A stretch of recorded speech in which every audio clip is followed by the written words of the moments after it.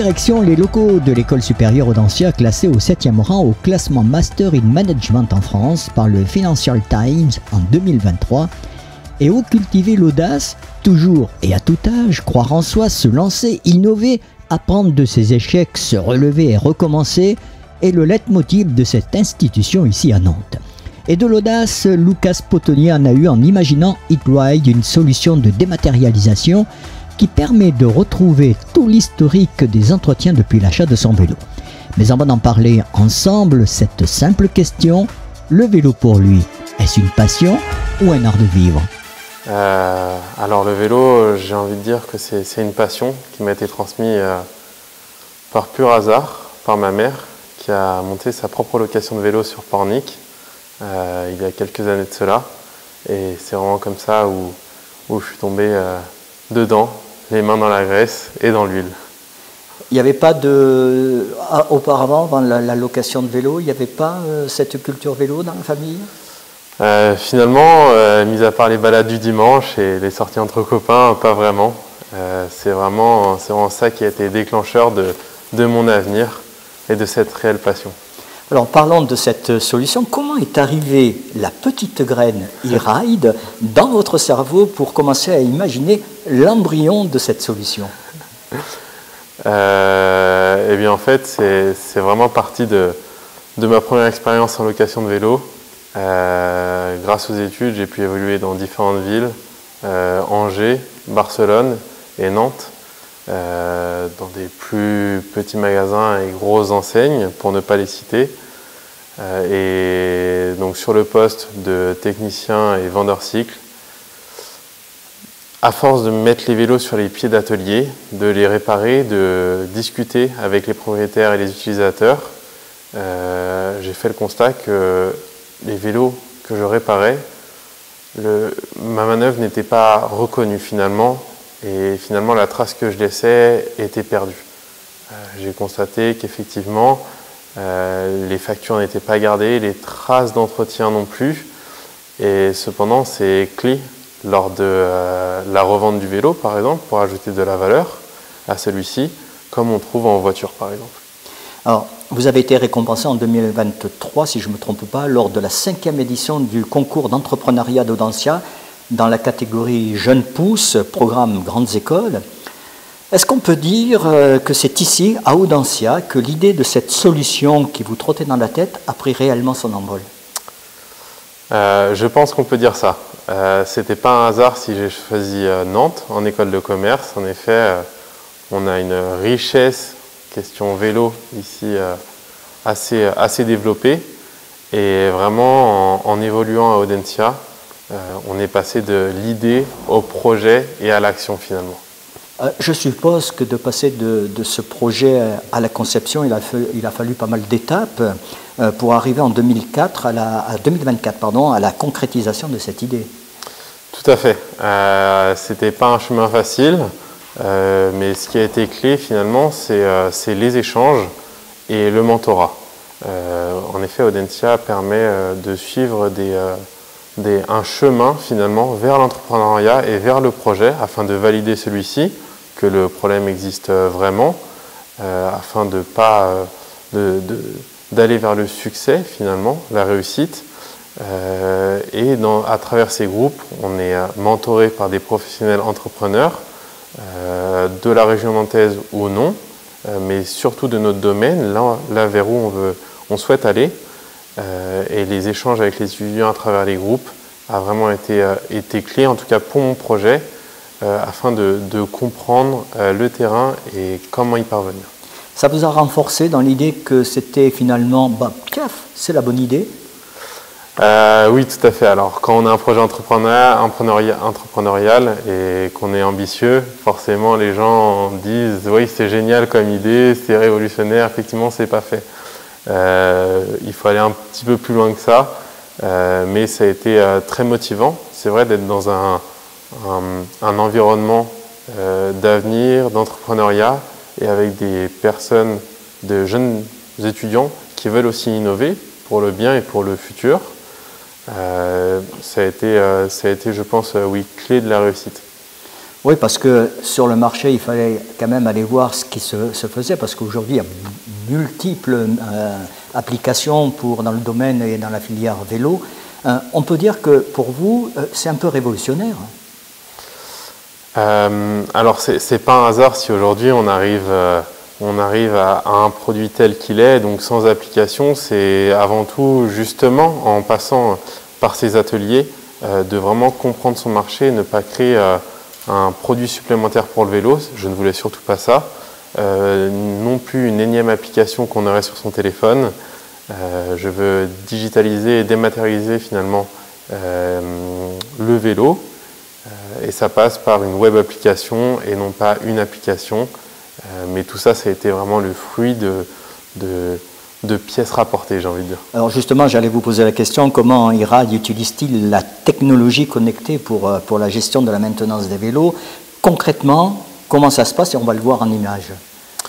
Alors, c'est assez simple finalement. Ça marche comme un terminal bancaire, donc le sans contact. On prend son téléphone, on vient poser le téléphone sur la puce, une page internet web s'ouvre, et on accède directement à la page de son vélo. On peut prendre rendez-vous avec son atelier de proximité, ajouter des rappels ou visionner les rappels en cours à venir, et tout l'historique. On peut retrouver les factures d'achat, les photos des entretiens, le kilométrage, la date et par qui ça a été fait. Et les factures, notamment des pièces qui ont été changées. Exactement. Ça c'est important justement quand on veut revendre son vélo, de dire voilà, moi j'ai fait ça et j'ai fait ça. C'est vraiment un historique, entre guillemets, pas mensonger. Exactement. C'est vraiment pas. Je ne voulais pas créer, comment dire, un produit qui permettrait finalement de biaiser la revente du produit et de dénigrer finalement les entretiens des professionnels. C'est pour ça qu'on a la possibilité d'ajouter en tant que particulier ses propres entretiens en justifiant de la photo, avec la photo de l'entretien, mais aussi la facture d'achat des pièces, comme pour une chaîne ou des patins. Alors la question qu'on peut se poser, à qui s'adresse finalement, à qui s'adresse cette solution finalement? Aux professionnels ou aux particuliers? Quelle direction avez-vous pris? B2B, B2C? Alors,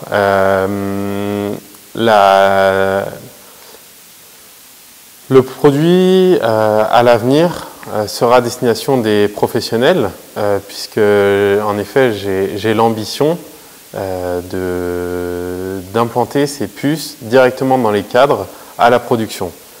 Donc on tend vers le B2B. Cependant, aujourd'hui, afin de connaître le produit et d'avoir un maximum de retours, puisqu'on est toujours en phase de développement, c'est de mettre le produit dans les mains des utilisateurs, quel qu'il soit, sur le cycle, donc sur du B2B. Alors, qu'est-ce que ça apporte aux entreprises qui voudraient s'équiper justement de cette puce sur leur flotte de vélos, par exemple? Eh bien, par exemple, sur une flotte de location de vélos, le loueur de vélo va venir entretenir durant 1, 2, 3 saisons son vélo. Cependant, il ne va pas produire de facture à lui-même, à sa propre société. Ça, c'est un réel avantage et il pourra justifier de l'entretien, du kilométrage et surtout du bon entretien du parc de vélos afin de le revendre à une clientèle particulière ou professionnelle par la suite, cependant de témoigner du bon entretien du vélo. D'un point de vue B2B, donc des marques fabricants de vélos, cela va permettre de fluidifier l'expérience client avec une marque propre afin de faire remonter par exemple des problèmes dus à la fabrication, des rappels produits ou encore si un défaut sur un modèle spécifique est identifié.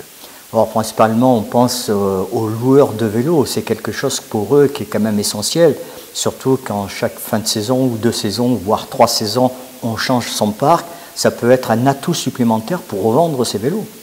Oui, en effet, tout à fait. Puisque ici, on ne vient pas vendre un vélo neuf, mais d'occasion.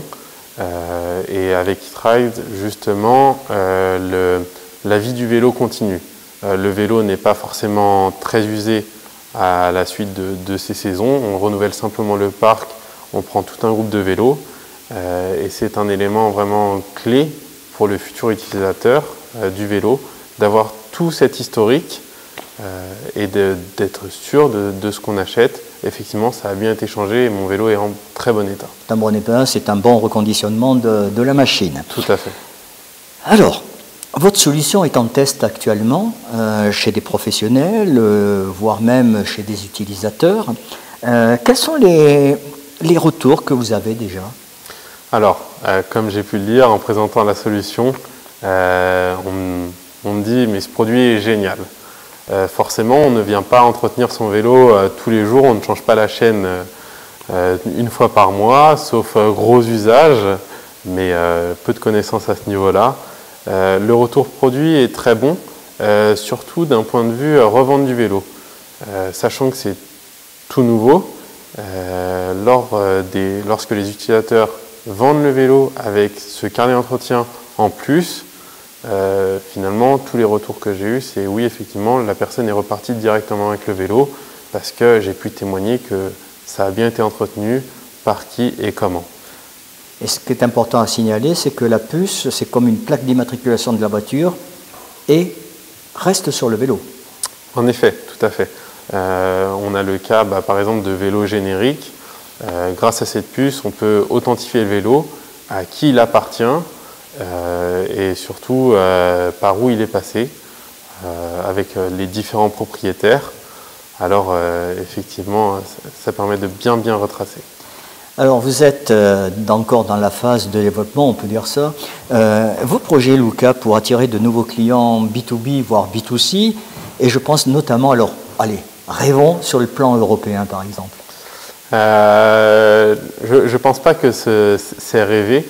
C'est vraiment l'ambition que j'ai et je suis persuadé que je vais réussir à ce niveau-là puisque vraiment il y a de l'attraction pour ce produit et c'est justement pas un produit de consommation supplémentaire, c'est vraiment l'authentification du vélo qui va permettre effectivement comme en voiture, quand on a tout un historique complet, on a confiance finalement.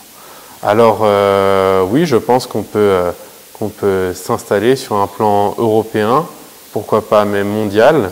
Cependant, voilà, c'est comme en arrivant ici à Audencia, on passe de l'idée au projet et du projet à l'avenir. C'est un grand step des équipes. Alors finalement, on le voit, ce petit embryon qui est né il y a quelques temps déjà. Ça fait combien de temps que vous avez eu l'idée ? Ça fait à peu près 2 ans où j'ai vraiment l'idée en tête. Ouais. Et l'application de l'idée, c'est, on va dire, 1 an et demi. Donc il y a déjà une bonne petite progression qui est arrivée. Cette dernière question, je sais qu'elle n'est pas simple. Si vous deviez définir e-ride en une seule phrase.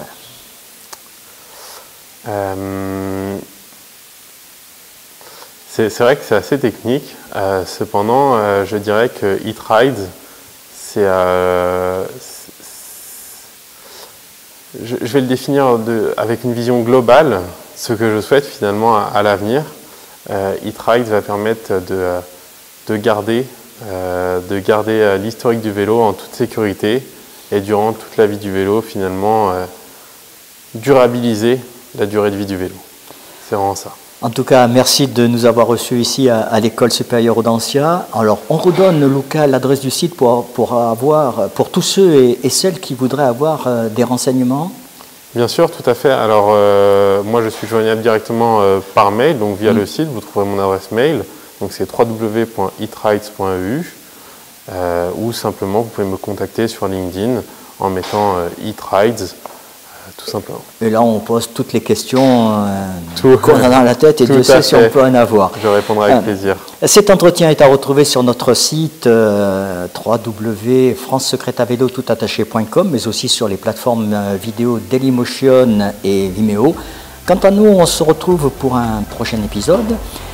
D'ici là, portez-vous bien et bien sûr, faites du vélo. Et surtout, n'oubliez pas de vous abonner à notre chaîne YouTube. Merci Luca. Merci beaucoup.